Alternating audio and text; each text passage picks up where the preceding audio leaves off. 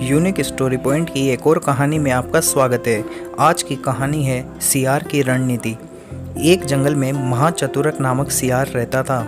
एक दिन जंगल में उसने एक मरा हुआ हाथी देखा। उसकी बाँछें खिल गई। उसने हाथी के मृत शरीर पर दांत गड़ाया, पर चमड़ी मोटी होने की वजह से वह हाथी को चीरने में नाकाम रहा। वह कुछ उपाय सोच ही रहा था कि उसे सिंह आता हुआ दिखाई दिया। आगे बढ़कर उसने सिंह का स्वागत किया और हाथ जोड़कर कहा, स्वामी, आपके लिए ही मैंने इस हाथी को मारकर रखा है। आप इस हाथी का मांस खाकर मुझ पर उपकार कीजिए। सिंह ने कहा, मैं तो किसी के हाथों मारे गए जीव को खाता नहीं हूँ, इसे तुम ही खाओ।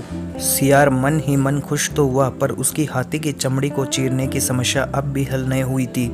थोड़ी देर में उस तरफ एक बाघ आ निकला। बाघ ने मरे हाथी को देखकर अपने होठ पर जीभ फिराई।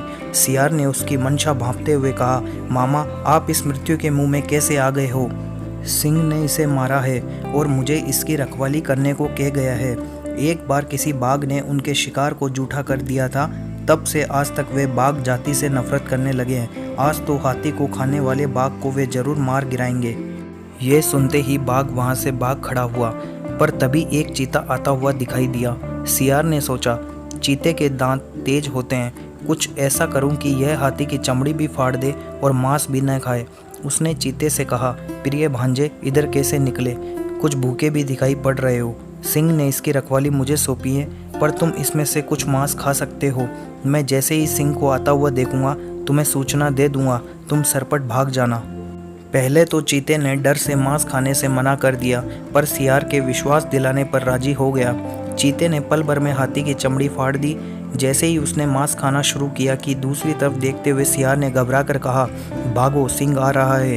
इतना सुनना था कि चीता सरपट भाग फड़ खड़ा हुआ। सियार बहुत खुश हुआ। उसने कई दिनों तक उस विशाल जानवर का मांस खाया। सिर्फ अपनी सूझबूझ से छोटे से सियार ने अपनी समस्या का हल निकाल लिया।